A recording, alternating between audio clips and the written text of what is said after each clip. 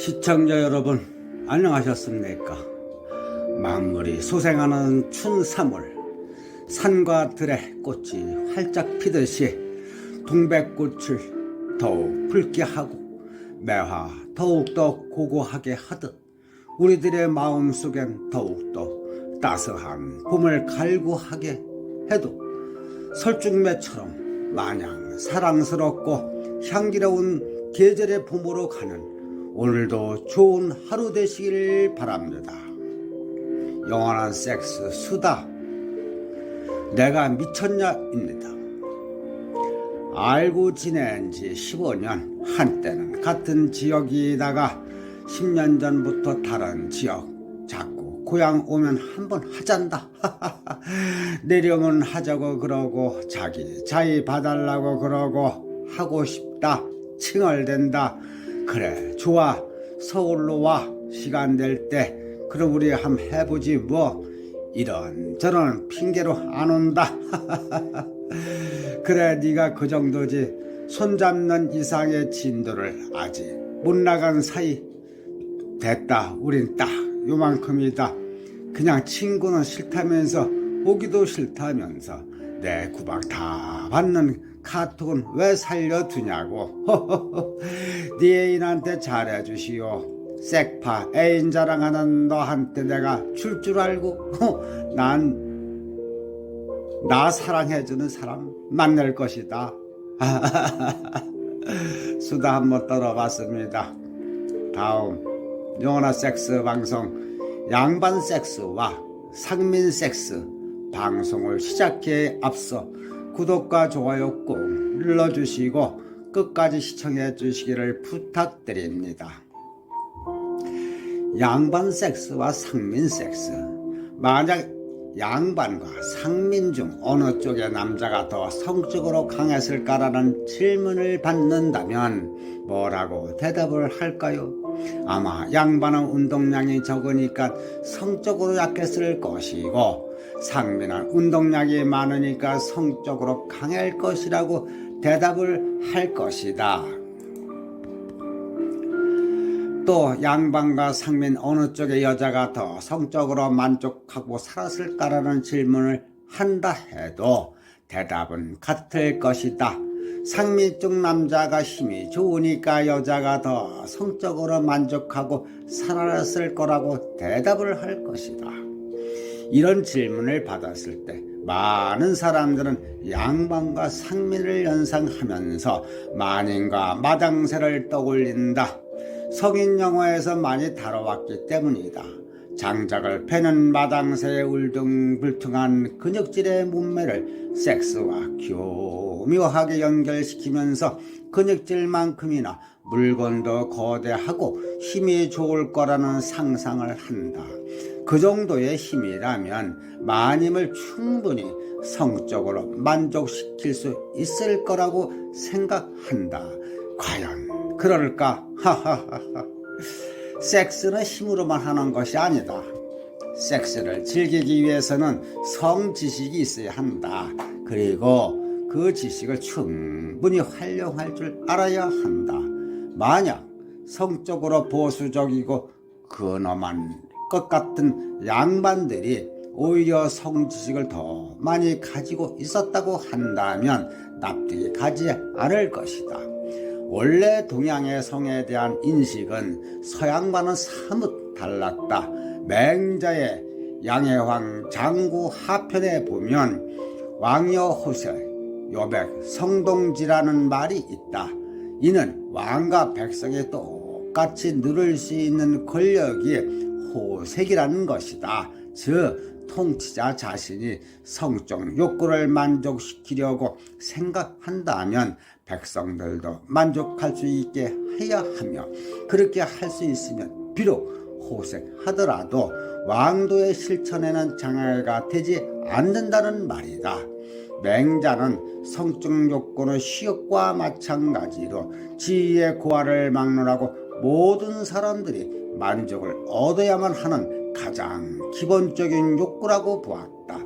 이처럼 동양에서의 섹스는 금욕의 대상이 아니라 즐기는 대상이었다. 게다가 섹스를 단순히 욕구를 배설하는 수단이 아니라 건강을 위해 필수적으로 해야 한다는 생각을 가지고 있었다. 그러기 때문에 조선의 양반 사이에서는 서당에서 논어 공부를 마친 다음 보정이라는 과목으로 성교육을 시켰다.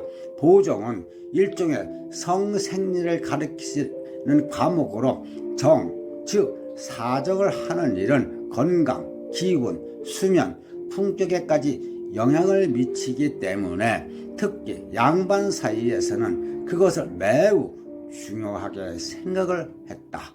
무절제하게 정액을 쏟으면 일시적으로 쾌감은 얻을 수 있지만 지속적인 사정은 심신의 불쾌감과 피로감이 찾아올 수 있기 때문에 자제력을 발휘하여 사정을 억제하면서 성적 쾌감을 길게 크게 느낄 수 있어야 한다고 하였다. 그래야만 몸도 건강해지고 머리도 맑아지면서 다시금 왕성한 성욕이 일어난다고 보았다. 이것을 설명하고 있는 것이 바로 방중 보익술이다. 이것은 남녀의 관계에 있어 체내에 있는 원기를 손상하지 않고 그대로 유지하면서 병을 제거하고 정력을 유지하며 나아가 불로장생의 목적을 이루고자 하였다. 조선 전기인 세종 때 편찬된 의학서 의방유치에서는 방중술에 대해서 여색을 가까이 해 방탕하려는 것이 아니라 몸을 보호해 병을 없애려는 방법으로 기술을 하고 있는 것과 같다. 이런 훈련은 남자에게만 시키는 것이 아니라 여자에게도 똑같이 시켰다. 호흡, 법과 성근육을 강화하는 훈련은 섹스를 할 때 여자는 질을 조여서 성적 쾌감을 느낄 수 있게 할 뿐 아니라 남자에게 성적 쾌감을 줄 수 있기 때문이다. 양반 사이에서는 섹스를 할 때 여자가 오르가즘을 느끼는 것에 대해 매우 중요하게 생각했다. 그 이유는 조선은 남아 선호 사상에 젖어 있는 사회였기 때문에 양반 사이에는 섹스를 할 때 여자의 오르가즘을 느끼는 것이 매우 중요하게 생각했다. 그 이유는 조선 남아 선호 사상에 젖어 있는 사회였기 때문이다. 18세기 출간된 증보살림 경제에 여자를 먼저 흥분시킨 후에 관계를 가져야 아들을 낳을 수 있다라고 기록한 것처럼 아들을 낳기 위해서라도 여자에게 전의를 해서 성적 흥분을 고조시켜야만 했다. 그래야 여자가 오르가즘을 느낄 수 있기 때문이다. 영국의 성의학자인 베이커 박사가 여자가 성행위 중 오르가즘을 충분히 느낄 경우 질분비물의 분비가 극대화되어 정도의 운동성을 강화시킨다고 과학적으로 증명한 그 내용이기도 하다. 그렇기 때문에 성관계를 가질 때 무조건 삽입하는 절대로 하지 않았다. 그런데 남자만 여자 오르가즘을 느낄 수 있게 노력하지 않았다. 여자도 결혼 전에 이미 PC 근육을 강화하는 훈련을 했고 결혼해서는 남편에게 충분한 전의를 받아서 질이 살아 꿈틀거리는 상태에 삽입을 하도록 유도했다. 미국의 성 전문가들이 성을 연구하는 과정에서 17, 18세기 중국과 조선의 여자들이 성관계를 가질 때 자신의 음부를 남편의 입에 들어 밀었다는 사실에 놀라워할 정도였다. 그렇게 섹스를 했기 때문에 양반집 마님은 남편과의 섹스에서 만족감을 얻었고 그런 과정에서 질이 살아나서 수축과 이완을 하면서 남편에게 성적 기쁨과 즐거움을 줄 수 있었다.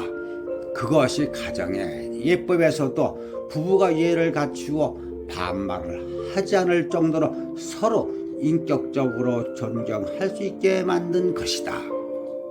이에 비해 상민들은 성지식을 가지지 못했다. 요즘 남자들처럼 그저 본능이 시키는 대로 남자의 성기가 발기를 하면 삽입을 해서 사정하는 일만 반복하였다. 어떻게 보면 노동력을 얻기 위해 자식만 많이 낳기 위해 섹스를 했다고 볼 수 있다. 그러다 보니 뭔가 성적으로 충만하기를 바라는 심리에서 병강세와 같은 우상까지 만들게 된 것이다.